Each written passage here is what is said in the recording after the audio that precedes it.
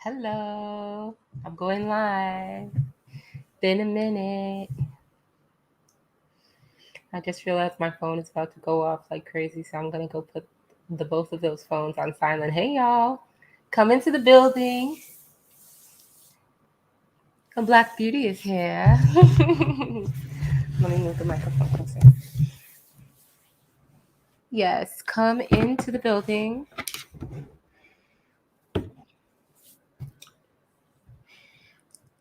Haven't seen you guys in a while. It has been very interesting here in Nigeria. I'm having the time of my life. There's definitely ups and downs, I think, just because there's certain speeds of things that I'm not used to, but I'm getting used to it more and more. And it has been very interesting. It has been, actually, it's been great, to be honest with you. What's up? Come into the building, guys. A Black Beauty is here just to talk shit tonight. Talk shit about my favorite place, New York City. You know what's so crazy? Yesterday, I just started coming upon the Eric Adams videos, and he was just talking about different just things that are going on in New York City, and my mind was blown because I just don't understand how it slipped so far into the darkness. Like, it was a good city for a while. It was safe. We were able to ride the train without getting pushed into the tracks or onto the train. Like, there's been a lot of train pushings. Did you see that lady the other day that pushed that other lady onto the train? And I just thought, like, right in front of the cops, why'd you do that? So really, there's been a uptick of crime in New York City, and I just say to myself, like, I'm glad I kind of left. I'm not gone for good, but at least I slipped through the cracks, because I feel like it was dangerous as it was, and now it's getting to be even more dangerous because it's not about gang violence anymore. It's like people that are desperate. There's a lot of homeless people, a lot of people that are on the streets that have mental illnesses, and all that kind of stuff is really putting a damper on the recovery of the city. So I just wondered, what's the purpose? I was watching some documentary the other day about do people even live in cities? Can they afford to even live in cities? And it was about Notting Hill or something like that in the UK. And I realized it's just a phenomenon that's going on globally. People can't afford the cities that they were born in or the cities that they've spent so much of their life in, because inflation and everything is so expensive now. So it's getting crazy. The crime is something that we have to be mindful of, because it's not even really that funny, but it's something that we have to be mindful of, because they want us to come back to work. They want us to come into these buildings and ride these trains. And the way it looks to me, I won't be at anyone's train. I won't be in anyone's office building or anything like that for the next 3, 4, 5 months. It's not happening. There's no way in hell. There is no way in hell they're going to convince me to ride public transportation, even if I do come back to the city. They could pretty much. So yeah, man, there's a lot going on, and it's been crazy. Just my time here in Nigeria has been, you sometimes you go to a place and you enjoy it, but you always have to remember you're coming with a different perspective. And other people that live here, they really see it for what it is. They've been here forever, and they know what's up. And the same problems that we're having in New York, I mean, they're having similar issues here in terms of rich people versus poor people, caste systems, class systems, and all that kind of stuff here. Tribalism and all that impacts the ability for the ordinary person to be able to work and earn and make an income. So that's something that's happening in every city across the globe, it seems. But I came across the Eric Adams on the View clip, and I thought it was interesting because he really does. Let me see. Well, here now is Oscar Oda, retired. Hold on. NYC. Sorry, let me not this one. I loaded a few. Okay, I'm gonna share this with you guys. This is Eric Adams on The View, talking about the gun laws in the city, and I thought it was an interesting thing to watch. Let's take a look at this, because really what's going on in the city is that everyone has weapons, and now there are laws that are trying to make it so that the weapons can be legally carried on the streets. I guess people want less restrictive gun laws, which I'm in support of that, but at the same time, New York City is not the place to do that. Disconnected. Too much. It's too much. There's no way that New York City can survive with people riding the 6 train with guns in their pocket. It's not going to work. So, that's something that's been happening lately. People have been talking about that. The Supreme Court coming through and just trying to create an environment where people can actually own a weapon in New York, which is, in New York City, we can barely ever own a weapon. Like, you can barely have a standard kitchen knife the way the shit is here. So, well, there, I have to always remember when I say here, because I'm such a New Yorker, I have to always remember, like, I'm not even over there. Like, that place is crazy. I had to break free, because I think that safety is so important, man. I'm not willing to be in a city where people are gunning each other down. And I mean, I had the most bizarre incident happen to me before I left, and I think I told you guys about that guy who punched my car mirror because I made a U-turn in front of him while he was speeding down Coney Island Avenue. And I thought to myself, like, what the fuck? I didn't even speak to you. He looked crazy, so I didn't even say one word to him. And it was just like, I just didn't understand it. And then he started following me. I pulled back into the mechanic that I had gone and did my realignment at.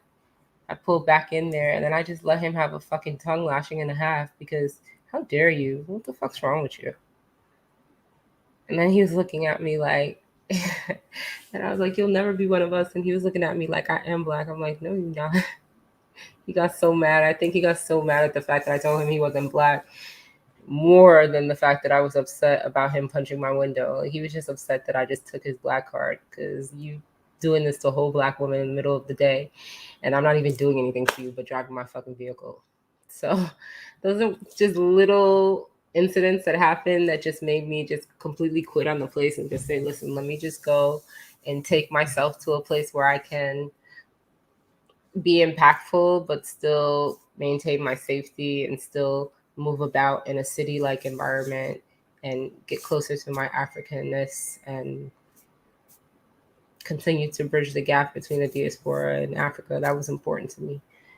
Let me share this with you guys. I want to share this view clip, which I'll share.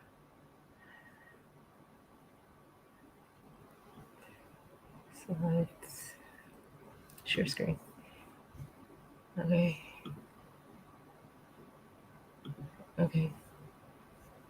Chrome tab. Yeah.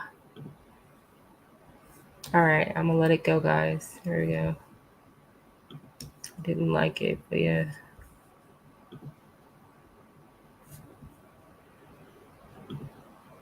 Return of New Year's Eve in Times Square and tomorrow's Thanksgiving Day parade. But from decline to COVID, there's still a lot of problems to fix. So here with his plan for the future, please welcome New York's Mayor-elect Eric Adams.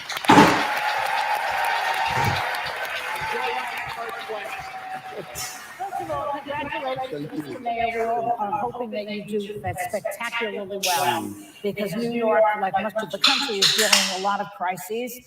We've got a crime surge, apparently. I mean, that hasn't happened in a while. A COVID surge and a homeless crisis. Happy Thanksgiving, everyone, by the way. Like, really. But, we always have problems. Yes, this is a big city. A lot of different kinds of people working and running around, And we've got to turn things around if we want to see this city thrive again.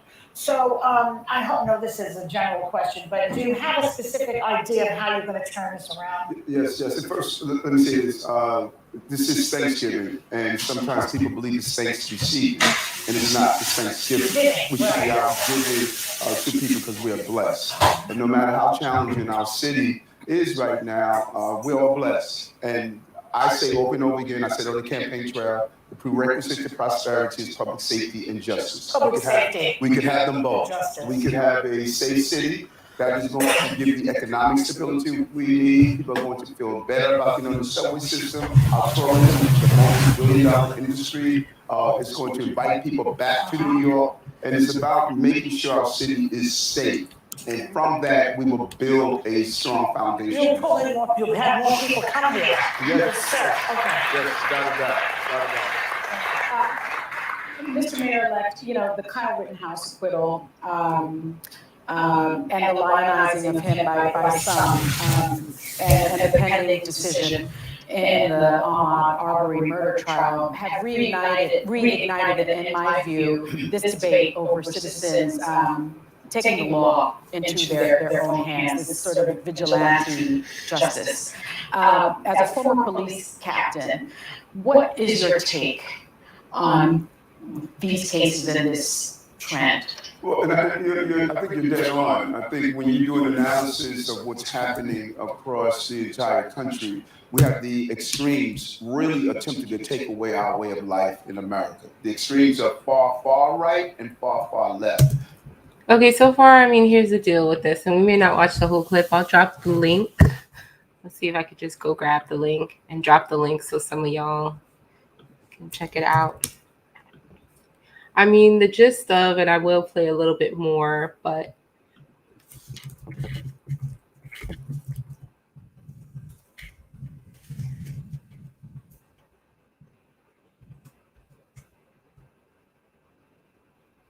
hope that showed up right. Well, here's the thing. The gist of what he's about to say, because I watched this a couple times, and really what he's saying overall is that people can't take the law into their own hands. And at the end of the day, that's going to make the city more dangerous. The city is also very dangerous as it is, and he recognizes that. When he mentioned the subway system, that is one of the biggest. You can't talk about New York without the subway because people have to take that subway to work. So many people live in the outer boroughs, especially Brooklyn. People have to take that subway to work every day and come back home every day, and it has to be safe. I've been riding that subway since I was about 10 years old, and I feel like without that subway, there's no way to get to work. So if they want us to come back in the building, you need that subway, and it needs to be safe. You can't have people pushing people onto the subway. I saw that too. I was like, look at this. Let me see if I could find the lady that pushed the guy, that pushed the lady earlier. I think this happened yesterday. Let's see. Okay. Let's play some more of this video while I... right here in the city over the weekend, you had the Proud Boys. They were here. Far, far right, extremely disruptive. And then you also... Wait a second. Did they really just say the Proud Boys was in New York City? Y'all got to really be safe. Y'all got to really strap up and be safe. Y'all got to really watch your back. You don't know who is speaking to you. I won't forget this. Before I left New York, I was at my car and just coming out of my car, and then some guy, young white person, young person with no color, walks up to my door and starts asking me some questions about something. Like, I'm trying to get out of my car. I'm dressed nicely that day. You know what I did? I looked at him. I didn't answer shit, and I just closed my door as if I were going back in my car. I locked it, and then I ended up just calling my girlfriend on the phone because he was moving so weirdly. I wasn't going to get out of the car and get attacked. I wasn't about to entertain him and maybe say the wrong thing. I wasn't going to give him any dirty look or anything. I just pretty much just got back in my car. I wasn't even out of my car. I had just opened the door, and he was asking me something that seemed so crazy. Plus, he had walked from one of the houses on the block that it's known to have very sketchy kind of people in there. So I felt like this person could easily be one of those Antifa types or one of those crazy whites, and I just don't have the time for it. So if Proud Boys and all these kind of crazy factions of people are in the city, it's time to rethink your zip code, in my opinion. it's time to rethink your zip code, because that's just a breeding ground for just all kinds of shit in the street. It really is. Also had a group in this city in Queens who covered themselves in all black to give the impression they were African Americans, and they were not. And they were harassing white residents in the city because they want to create a real schism, and they're from out of our city. This is not what New York is. 47% of New Yorkers in Brooklyn speak a language other than English at home. We are a diverse city. We live together every day together, but there are outside entities that want to come in and disrupt our city. We can't allow that to happen, also our country. But also we missed, there was a 17-year-old who had a gun that he could not legally buy, but he was able to carry, shot people that he went into that community to focus on. But we also had a 17-year-old here in this city who shot a 22-year-old young man, promising young man. So what am I saying? What is 17-year-olds doing with guns in this country? And we stay on the high end and debate one trial. I'm debating America's on trial. We have an over-proliferation of guns, and now children can get guns and not laptops, iPads, computer things that they need. That is my focus.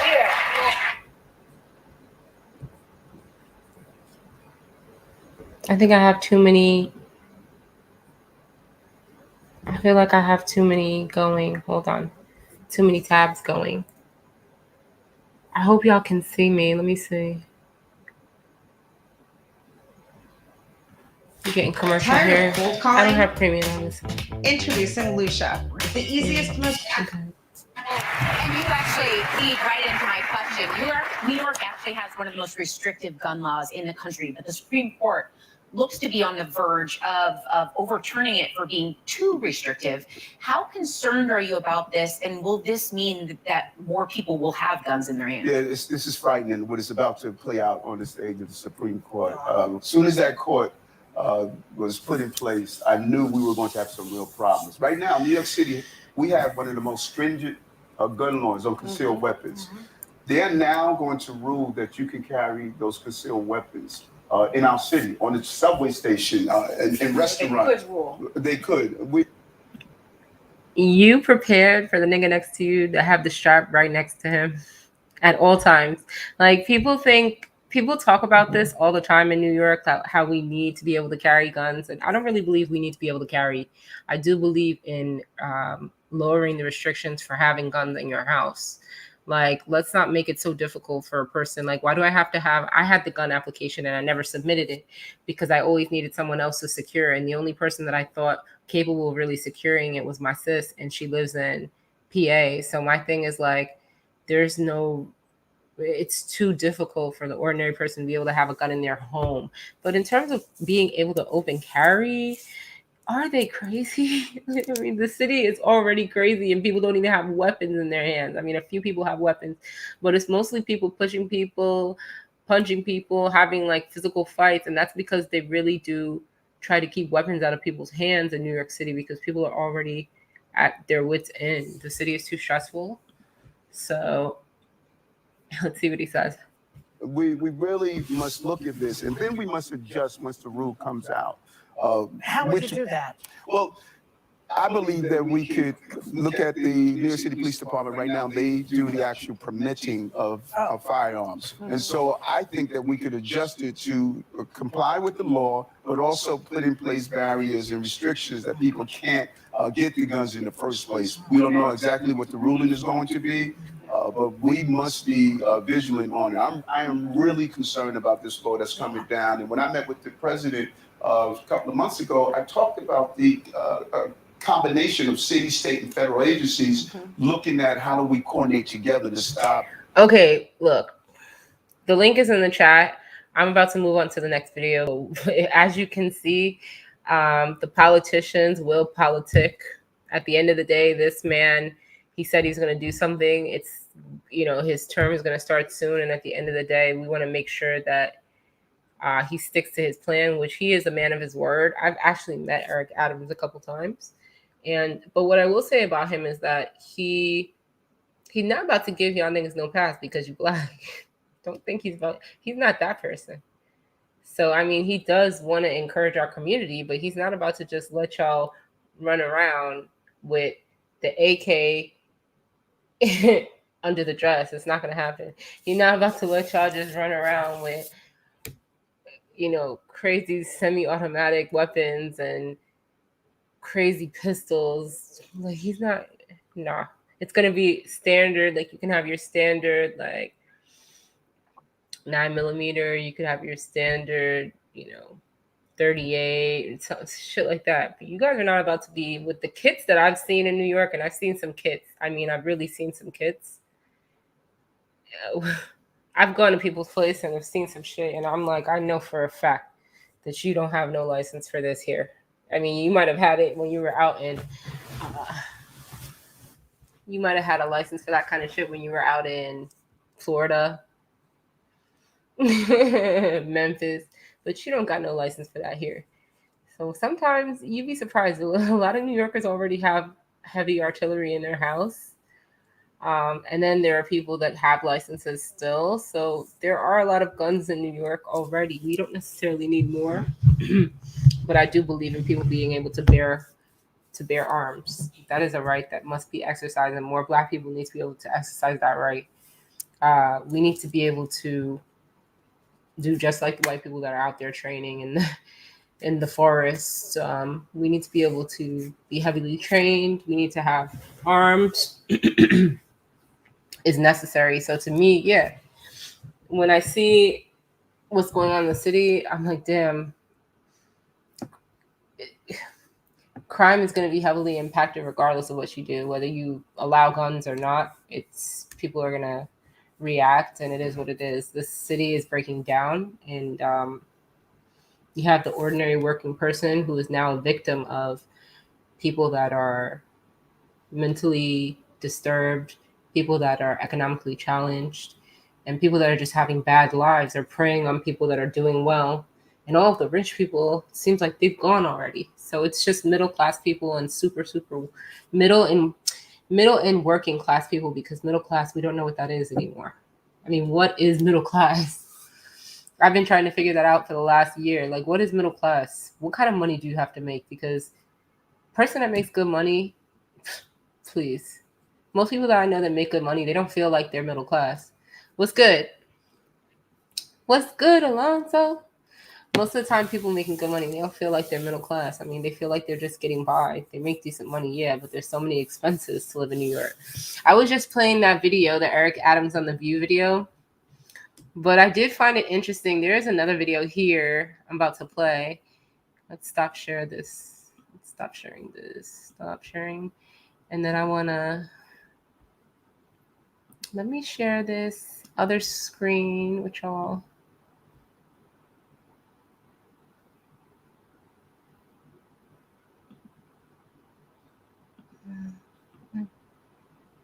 I thought this was interesting, considering I'm out here in Nigeria.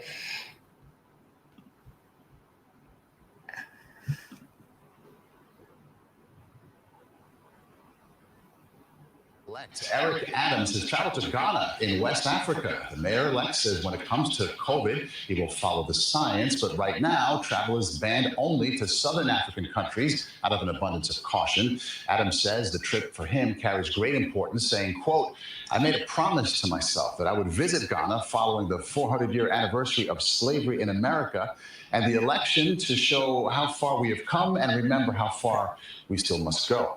Adams added that if the federal government changes its guidance on travel, he will immediately follow it. Adams is set to return on December the 8th. Okay. So what I will say about that is, seems to me like Mr. Eric Adams is on code. So we're going to give him that. He is going to Ghana. He's probably in Ghana right now. I think that was from 2 days ago. He's probably in Ghana right now. Good for him. I'm glad that he got a chance to go, like, before his term begins, because they will get on his ass if he steps one day into the office and decides to take a vacation. With this city, as crazy as it is, they will get on his ass from day fucking one, minute fucking one, hour fucking one. So he knows that if he wants to go to Africa, now is the only time. In the next, how long is the term? I forget how long the mayoral term is. 5 years, right? I don't know. In the next 5 years or 4 years or whatever it is, he won't be able to take a vacation. They're going to look at him crazy.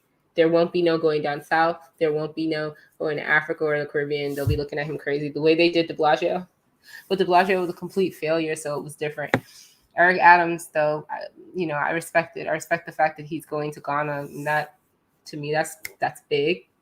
That says a lot. Like, we need leaders who are in tune with our diaspora, that can speak to us, that can speak to what is necessary. Let's see. Now let's see, what's this? Okay, now this right here. Because really what I'm trying to figure out is, how can this city get turned around in 1 year? Because think about it from our perspective, a person who has left the city, right? You sit here, you think to yourself, damn, I left the city and I gotta, you have a return flight back for a couple months. And you think, damn, if the city's not good, I'm not coming back. I'm just going to keep pushing it out until the city is good. I mean, how long am I going to push it out, though? No lie. There are things that I do miss about New York. And the thing is, when can I come back? It almost feels like there's no room to come back, because every time I look around and think, like, let me come back, it's something happening in the community. It's somebody getting injured that looks like me. It's somebody who is getting pushed into a train on a platform that I frequently get on. 14th Street, shit, that is the mecca for everything. I just feel like, damn, we can't live. I mean, look at the lady. She almost died. Let's share this one.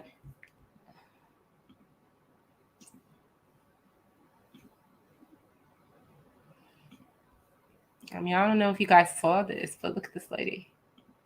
It's fucked up. It's really fucked up.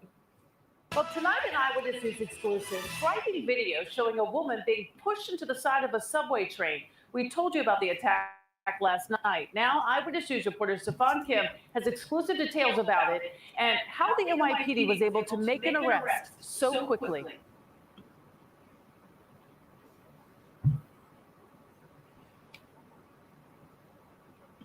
Let's see. Confirmed that the text protects an individual right to carry firearms outside the home for purposes of self-defense. Indeed, that history is so clear that New York no longer contests that carrying a handgun outside of the home for Two purposes officers of standing on the self-defense platform where it happened just after constitutionally 5:30 last night, arrested the suspect concession right away. dooms New York's law. I'm sorry, why is which the makes Supreme it- Court shit playing in the background? I'm sorry, but look. Let me go back and let me just go back for y'all. Let me take it to the back because the other video was playing the audio. Eyewitness News Please exclusive, watch. striking video showing a woman being pushed into the side of a subway train. We told you about the attack last night. Now, Eyewitness News reporter Stefan Kim has exclusive details about it and how the NYPD was able to make an arrest so quickly. It is a terrifying subway shove during last night's evening commute. In this Eyewitness News exclusive, you can see the suspect approach your victim from the right of your screen and then violently push the woman wearing I mean, a look red at what hat these niggas right is doing. into an Look at oncoming what's train. going on. And The I can't even unprovoked say, let me be captured by honest, police this is body-worn an cameras. older Two Hispanic officers woman, standing and I on the want to platform where it understand happened just after why she 5:30 did last that. night. She did it Arrested right the in front of the suspect cops. right I away. almost feel like You can she hear the was horrified starving and victim she needed 3 pleading hots for in a help. cot. I don't understand why she did that like that. It happened at the Lexington You hear the Avenue lady 59th screaming on the station. floor, The please 31-year-old someone help victim me. Bounced off the first car This of a is the southbound train 6 that train they as she want us barreled to into the ride station to and work. landed back on the platform, injuring This her is arm. the train platform they want us to stand on. NYPD These are the Transit crazy Chief people that Kathleen are out on the O'Reilly streets. says And just so seconds when made I the hear difference between things life about and death. subway and Had cleaning she up hit the the subway, I've front been of that hearing that for train, years. the It seems like the outcome subway would have has been just much gone different. down in quality over the last 5 years. But for the grace of God, that did Honestly, not happen. and I would say Luckily that's for De us, our Blasio's officers were there De supposed to Blasio's be. whole On the administration. The train platforms, has they just been ride the trash. trains, they're in the stations. They immediately took action. 33-year-old Linda Chavez of Queens was taken into custody and charged with attempted murder and assault. If those cops weren't here to immediately Linda Chavez, get okay. What is your problem? You're like, yo, Linda Chavez, what's wrong with you? I never seen nothing like that. I actually have never seen an older Hispanic woman really do those type of violent crimes. Okay, right? Like most of the time you see them, they're in like some sort of, and I'm not trying to stereotype, but they're in some sort of trafficking. They're usually not in New York. They're usually out in Nevada California trafficking something or doing somebody's grandma's moving weight. Like that's when I see the older Hispanic woman pushing this lady and by the train, I'm thinking that there's something not right with her. And I'm thinking that she shouldn't probably be on the street and she should be in a facility getting care and getting taken care of. You know, there are plenty of people like that. So many Black men that I see on the street, a lot of them have mental illnesses and they need to be in shelters and homes. And that's stuff that needs to happen now if they want people to come back to work now. That can't happen later. Like I know they're shutting down the shelters and they're getting rid of all the subsidy and stuff like that, but we can't have all of these mentally ill people on the street of New York and in the train stations threatening ordinary people who are just trying to live and maintain the city, because all the people that had the most in the city, they're gone. So these are the ordinary people. That was an ordinary lady just standing there waiting. I mean, we don't know who she was. She could have been filthy rich, but just by the way she looked, I would tell you she's probably just a normal New Yorker, working class, going home. Don't know what she's doing. We don't know what happened before that, but I guarantee you that lady didn't know that lady. And it's crazy to me just to see that like that. I mean, that's somebody's titi. It really is. It's somebody's That's somebody's aunt. That's somebody's auntie. You know what I mean? That did that. That's somebody's mother, maybe. Like bugged out like that. So that's the kind of stuff that makes me think, yeah, I made the right choice. Like anything is better than being in New York. It is way too dangerous. People's mindsets are not right. People are punching car mirrors. My assistant, she tells me that she gets followed all the time around her way.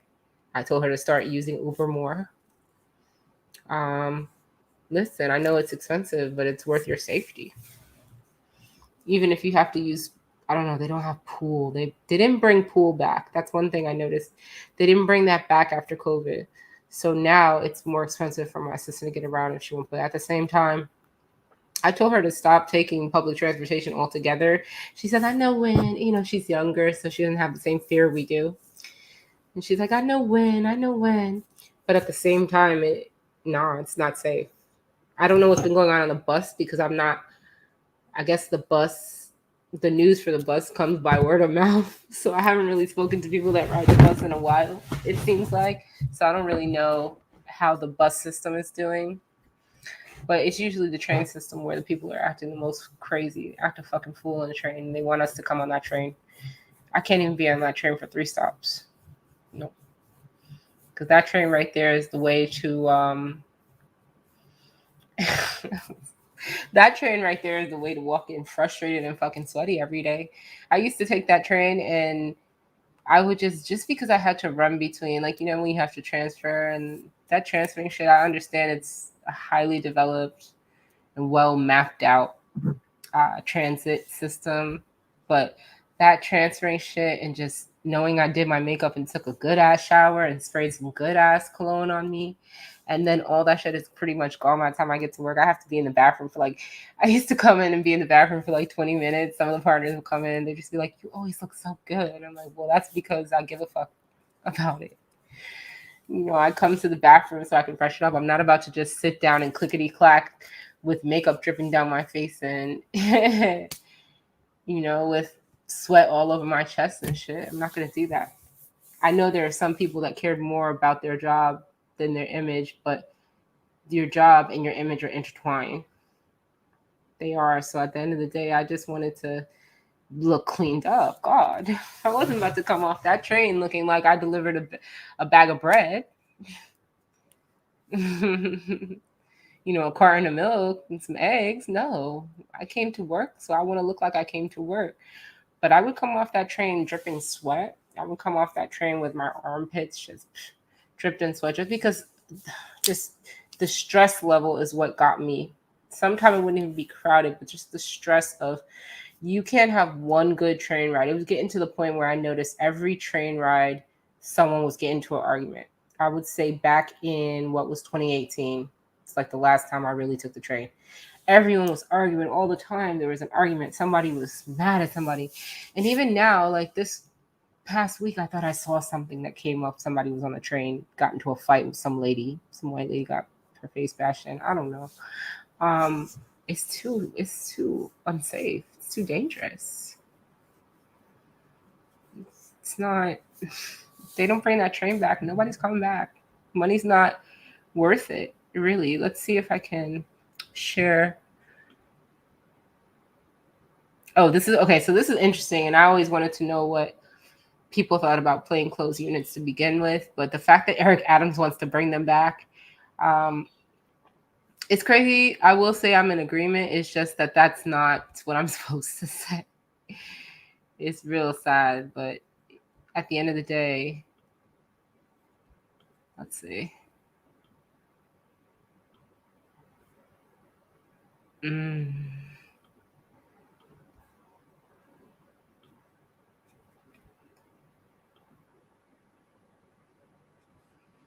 Mm. Mm.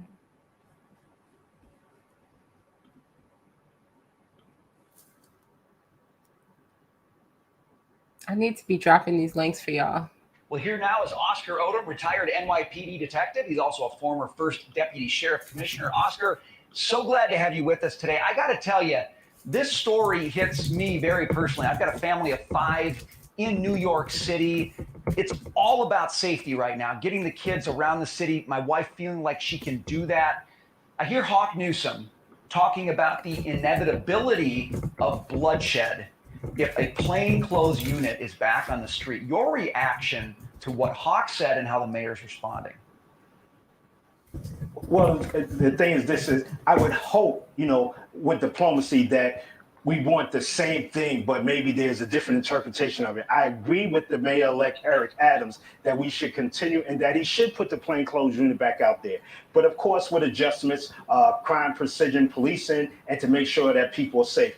Crime has gone up exponentially. Murders, robberies, assault, and it must stop. We must continue to fight crime and stop this cycle from happening. The fact of the threat to say there's going to be bloodshed, I hope that that's just a feeling of being upset and possibly thinking about how things may have been before, but we have to have the plainclothes unit back. Evidence is the crime, evidence-based and data-driven. The crime has shown you that we need this, and I'm quite sure Mayor-elect Adams, who also was a police captain and also had experience in the criminal justice system, is making the right decision. Do you think that Hawk Newsome's rhetoric and the tone around that actually helps the mayor-elect in terms of having the backing to go after and do what he said he's going to do? Does this give him even more of a mandate when you hear threats like that in the media? Oh, definitely. Definitely, it's more of a mandate to ensure this, because the thing is this, is that when you look at it, we should be concerned with the solutions, right? And stop talking about the problems. Have some solutions. So the thing is, he should be saying, I'm going to sit down to the table and I'm going to help combat the crime, to stop the crime that's taking place, to stop the murders, to stop the robberies. This is what I want to happen inside our communities. But if not, we must stop this. There are too many young people and innocent people dying at the hands of people. Well, first off, okay, the information is good, but damn, his girl is crazy. Yo. All right. Anyway, but no, Eric Adams says plainclothes officers will return, and they will, because at the end of the day, Black Lives Matter is going to keep doing what it does. He notices that Black Lives Matter has been dressing up and emulating Black people to try to make it look like we're out here doing all these crimes.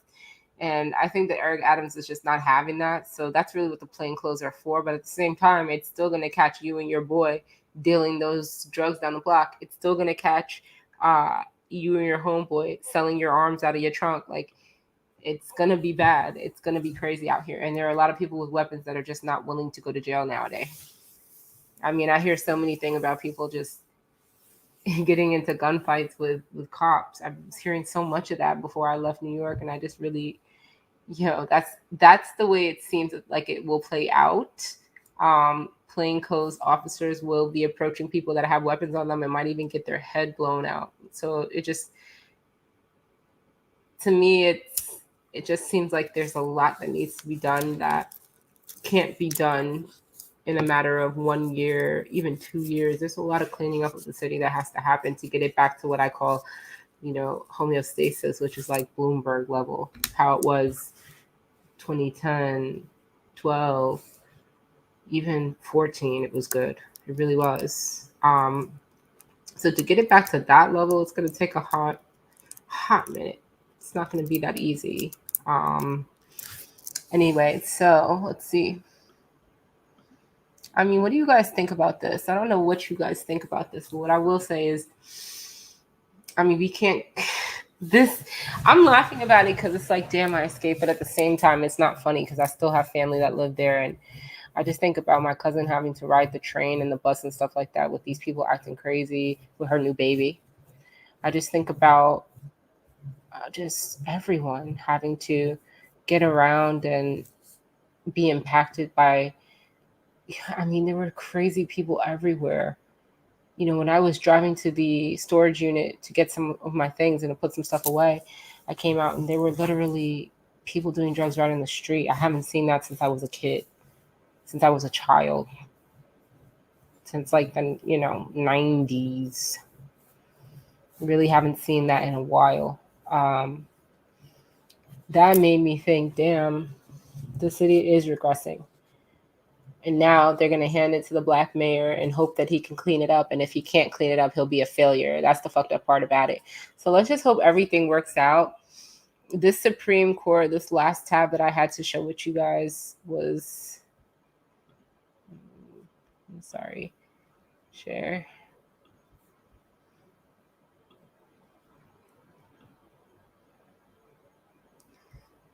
Supreme Court justice signals they may strike down New York restrictions on concealed carry gun. Now, I'm not going to play all this for you because it's like a whole court case, but I'm going to let you guys rock with the first couple words that this attorney is saying so that you can understand the gist of what's going on here. And I mean, Eric Adams already told us they want to make it so that it's easier to obtain a weapon and there are less restrictions around carrying a weapon in New York, and that will impact downstate, which is New York City, etc. So just listen. We will hear argument this morning in case 2843, New York State Rifle and Pistol Association versus Bruin. Mr. Clement. Mr. Chief Justice, and may it please the court. The text of the Second Amendment enshrines a right not just to keep arms, but to bear them. And the relevant history and tradition, exhaustively surveyed by this court in the Heller decision, confirm that the text protects an individual right to carry firearms outside the home for purposes of self-defense.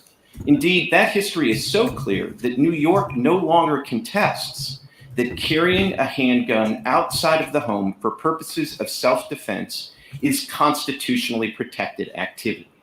But that concession dooms New York's law, which makes it a crime for a typical law-abiding New Yorker to exercise that constitutional right.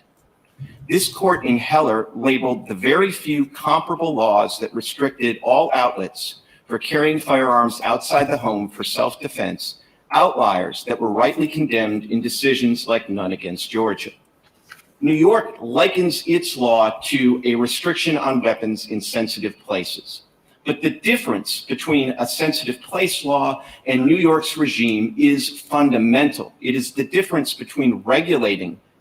Okay, a sensitive place. I dropped the link in the chat, but a sensitive place is the fucking train is the most sensitive place. There's like 1,000 people in one car. We can't have everybody's gum brushing up against each other. We can't have that. So yeah, when they say sensitive places, and I dropped that in there, we're not going to listen to that whole thing. But when they say sensitive places, to me, if the train is in a sensitive place, then where is a sensitive place? And it's crazy to me. I just want people to be safe. I told my sister the same thing. I was like, yo, please be safe.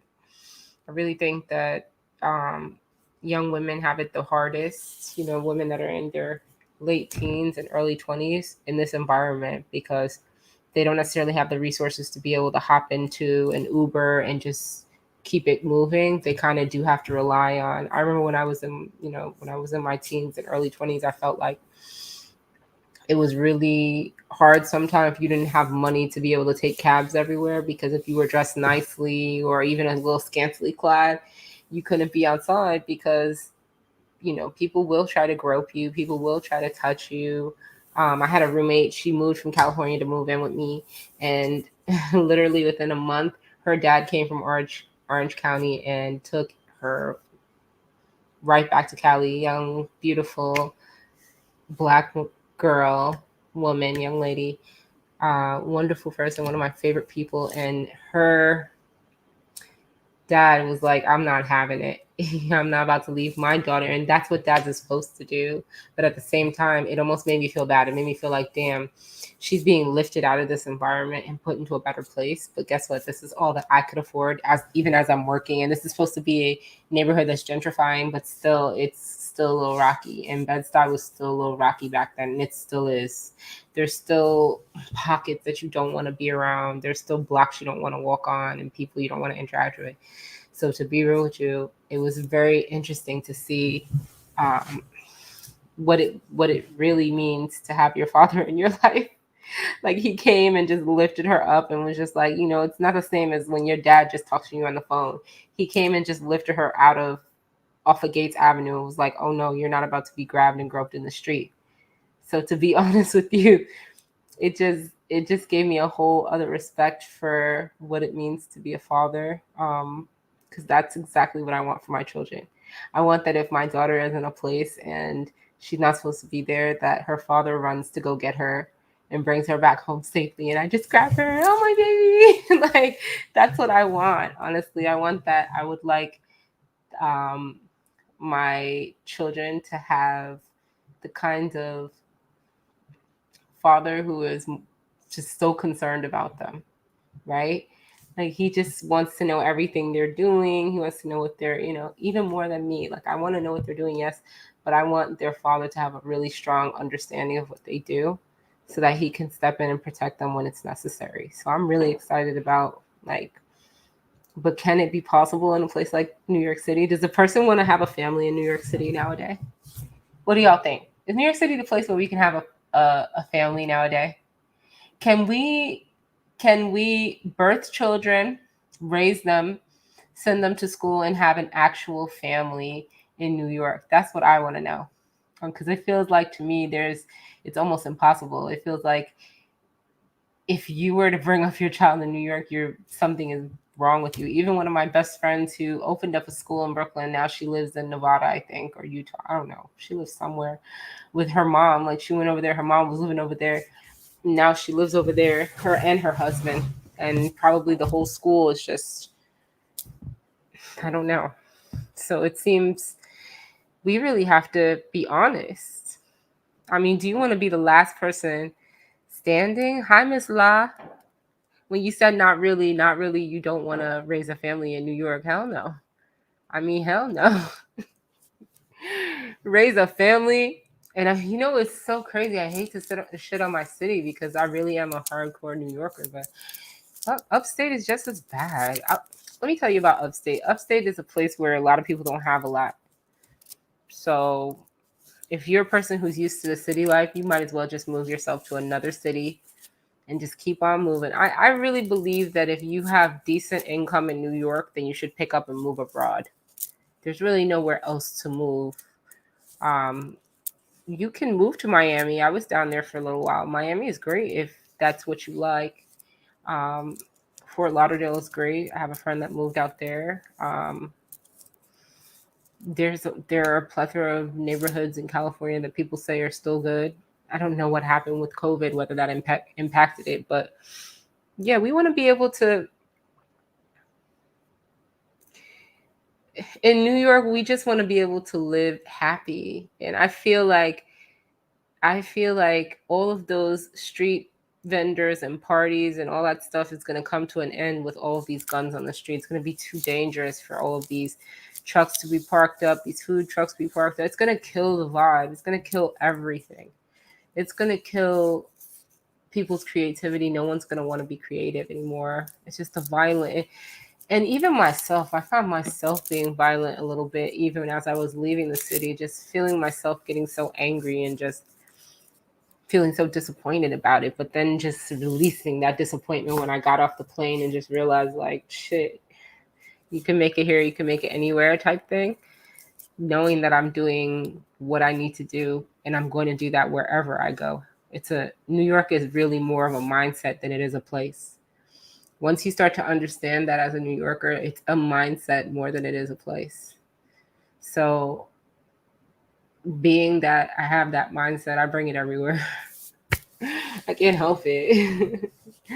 It's like I wear a lot of colors, but sometimes I just have to put black on. I do. Sorry.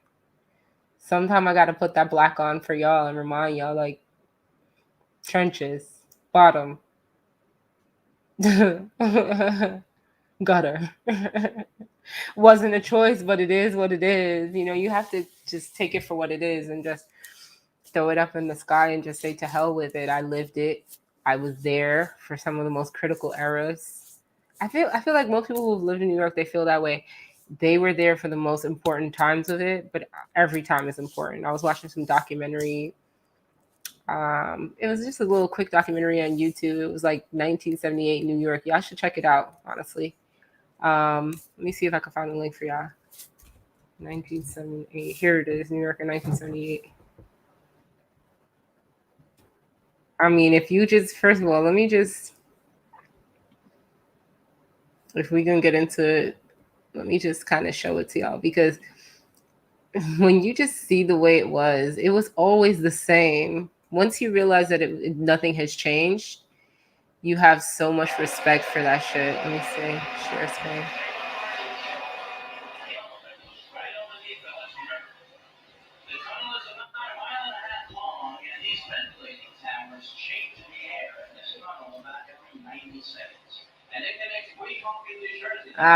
Not 78, 97. I mean, far back enough. Far back enough.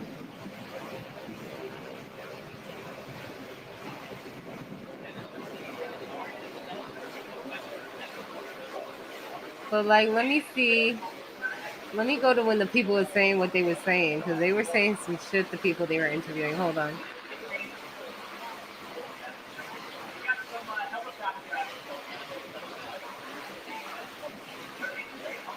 Let me see. I want to see the part where the people are like, yo, New York is crazy. I like that. I liked what they were saying. It was funny.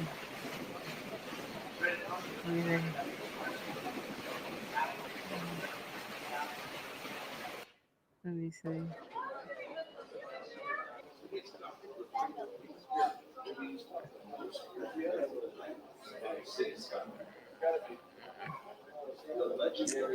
I swear I thought I was watching one from the 78. I don't know why that number. Oh, because that's the. Please. I know why that number's in my head. Anyway, watch this, guys. It's interesting. You know what I'm saying? You get to see your place. I'm pretty sure I watched one that said 1978, but at the same time, 1997 for you. Let's see, 1997. You feel me? So at the end of the day, we just want to be happy. We just want to be healthy, and we want to be able to live our lives. And it was possible for a while. So we know what utopia pretty much looks like.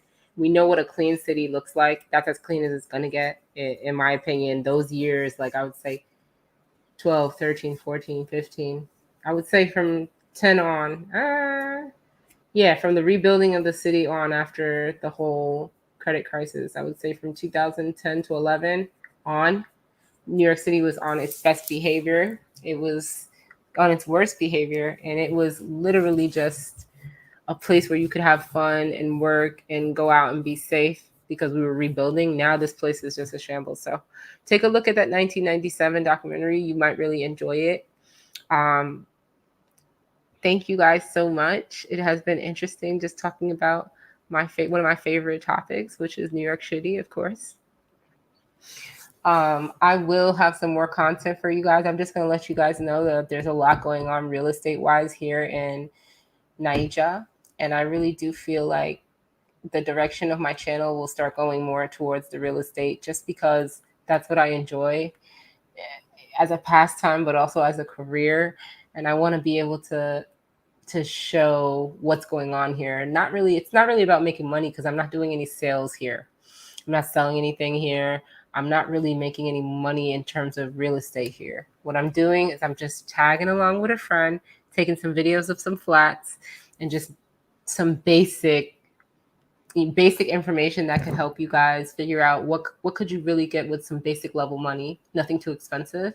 And then also I have been having conversations with several developers and maybe even going and taking some videos of those developments and sharing that with you the same way that I did with the view towers. I have another project that I want to show you guys. I have another 4 projects I want to show you guys. One is in Nigeria, but then there are other projects.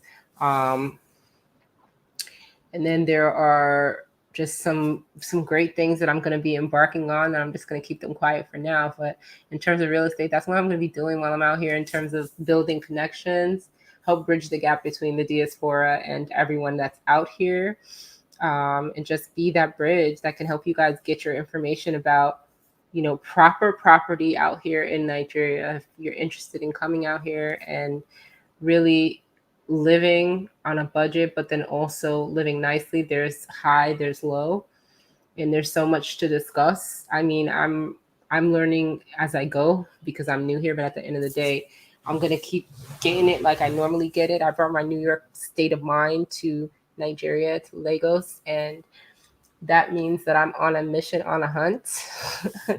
People can see it in my eye. I've just been having people give me information and provide me with so much because everyone is anxious to sell. So at the end of the day, what does it hurt to provide some information? But there's so much that I'm planning on sharing with you. I've been taking a bunch of videos. I do need to get another camera. I know I always use my laptop camera, my phone camera, and shit like that. I really do need a proper camera. I do have proper lighting. I have everything else, but I don't have I'm a music person. So I've got everything when it when it comes down to music and nothing when it comes down to visual. So I do need to invest in a little camera so I can go around and take these videos and even do my YouTube videos in a more, I mean, I like the way they come out, but of course I would love to put some more oomph into it.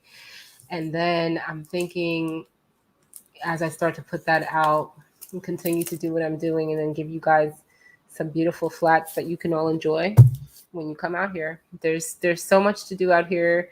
What I like about being out here is you can just jump in, like tip your hat in the race. You don't need anyone's permission. There's not a lot of going around, and there's obviously you have to build your connections, yes, but as far as business goes, if you know how to hustle, you can just get to it. You don't really need to have a million licenses to do basic level business here. People do a lot of handshake business here. I'm not saying that's a good thing, but people are trustworthy. The business people know the other business people, and it can be a trustworthy situation. But at the same time, you have to do your homework, and also don't jump into bed with anybody too quickly because everyone's looking to make a dollar, and there's no such thing as getting a refund. This is Africa. This is Africa.